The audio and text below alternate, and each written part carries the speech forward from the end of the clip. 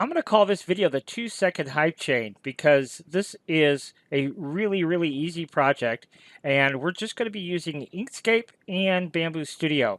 So we're going to create our artwork here in Inkscape, and then we'll take our artwork that we compile here in Inkscape and take that into Bambu Studio to create our 3D print file.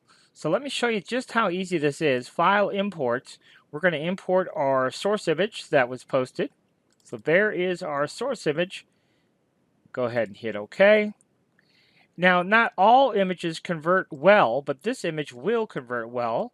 So we could just right click and choose Trace Bitmap, and it brings up this dialog box, and we're going to invert our image, and then we're going to go ahead and click on Apply, and then we will get our vectorized image here. We'll just move it over here, something like that. All right. So now you can see what we've got going on here. So what we're going to do now is we're going to go ahead and select this vectorized version, and we're going to go to Path, and we are going to choose Break Apart. Now this is the part that, I might lose you a little bit in the weeds here, but it's pretty straightforward. So what we're going to do is take that border piece, okay, that very outside border, we're going to duplicate it, okay, and we're going to call that duplicate, we're going to call that background. Okay, so now that's our background, and let's go ahead and turn that off because we don't need to look at that right now. Now let's go into wireframe mode, and we're going to select this outline and this outline, and we're going to go to Path and Combine, and we're going to call that border.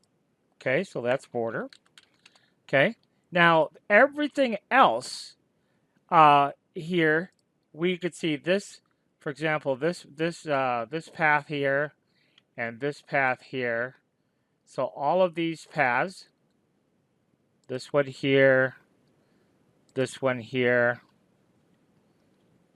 this one here. Let's see if we got them all. We just move it on over. Nope, we missed one. Okay, so then we'll go ahead and choose Path and Combine again. Okay, and then everything else that we didn't already select, we're just going to go ahead and delete. We basically don't need anything else, just those pieces. So that's our background, that's our border, and then this path will be, I don't know, what do we call that? Logo? And what is this? Nothing. Okay, so now our artwork is complete here. Now we may want to go ahead and resize this here inside Inkscape to our finished size, which I don't know, we could do maybe, what do you want to do? You want to do, let's just do 150, okay? That's 6 inches. That's probably big enough for our height chain. And then let's just go ahead and we'll hit File, Save As, and we'll call this Diamond, something like that. We'll call it Diamond Hype. How about that? So there we go. Okay, now in Inkscape automatically saves to an SVG file, so we're good to go. So now back over here in Bambu Studio, the easy part. So we're going to go ahead and import our artwork that we just created in Inkscape. And we'll go to our desktop here, and we're going to call it, there's our Diamond Hype. So there we go. Now you see here we have this open background here, and that's because I forgot one piece. So we got to go back to Inkscape, because remember I turned off my background. So now we will go ahead and resize this. Remember that was 150 wide. Okay, and then we'll take this piece here, and we'll go ahead and align those top and to the side. Okay, now that's all lined up. Now we can hit File and Save. Okay, and now we can go back into Bambu Studio and re-import our artwork, and now everything will be like it's supposed to be. All right, so we'll go ahead and import, go back to our desktop here, and there is Diamond Hype. Now, when we bring things into Bambu Studio, it's always going to come in as one color, and it's always going to come in as 10 millimeters thick. And so what we have to do is we have to kind of change the coloring if we want to, and things of that nature here inside Bambu Studio. So first piece first, we're going to go ahead and make that the background. I believe that's what that is. So we can go ahead and just change the name of that, background. And then for the next piece, that is our border. Okay, and we'll go ahead and make that. And then the next piece is the actual logo. Okay, so there we go. Now let's go back in and take a look at what we had here for.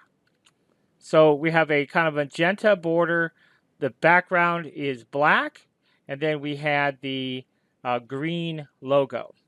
So back over here, then let's get back to the right file here.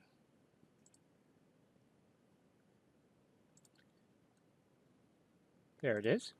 All right, so we're going to start off with defining magenta. So let's do that real quick. So magenta is now number 4. So the background then needs to be 4. The background actually needs to be black, but the border needs to be 4. And then the logo is going to be that bright green. So we'll move this to a bright green color. Something like that. And then our logo, our background, oh, I see, I changed to black. Okay. So it's like, what happened there? Why did our background change? All right. So back to the background will now be 3. The logo will be 5. And there we go. So first of all, the background thickness, I usually make, on height chains, I usually make those 6 millimeters. You can make it, of course, whatever you want, but that's what I usually do. And then my border here, I usually make 8. So let's go ahead and make our border 8. And then for my logo, I'll probably make that, usually I make those 2. But you could do it whatever you want. And now all I have to do is set up my Z heights. So starting with my background, that's the most critical one. It is 6 millimeters thick, so its world coordinate Z height should be 3, not 4. And so now it is.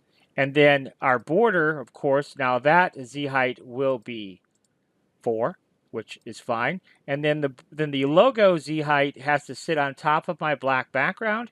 And so the logo's 2, so we always take half of the height, which is 1, on top of 6. So this should be 7. 6, 7. All right, so you see there? There is essentially our height chain. Now we are going to flip it around because, well, let's just leave it like that for now. We do have to add a new plate, and then we're going to import some additional geometry here. Now I have this already saved out, but you could download this file off of MakerWorld. But we'll go to our desktop here, and I just type in hype because we need to bring in our links. Okay, and there, let's see here. What we're looking for, Jackson 3D Hype Chain. So he has a YouTube channel called Jackson 3D and a MakerWorld profile. That's where we got that from. We're going to import the geometry only. Okay, and then all we need is one of these links over here. So boop, just drag and drop it over here. All right, so now this link is sitting on the build plate, and you see there's a split there. And all I want to do is just rotate that just a little bit here. So I'll select that, click on rotate, and we're going to rotate in the Z-axis 90 degrees. Okay, and now you see that split is at top, and that's all I really wanted to do. And then we can move this into place. So what we can do here is right-click on the hype chain and center it on the build plate. And then we can go ahead and take our ring here, center it on the build plate. But then when we go to move it, we could just move it straight up exactly where we want it. We will change our filament color to magenta. And actually, let's make that black. So we'll click back here and make that black. And there we go. So now that is now black.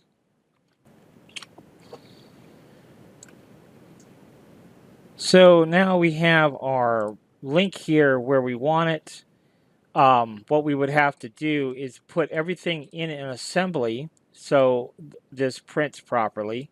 So right now, our link is outside the main assembly here. So we'll go ahead and select both of those and then right click and choose merge. Now everything is in a single assembly and everything will print properly. So that, my friends, is how you are very easily able to create your artwork in Inkscape and then bring it here into Bambu Studio to actually create your hype chain. Thanks for watching.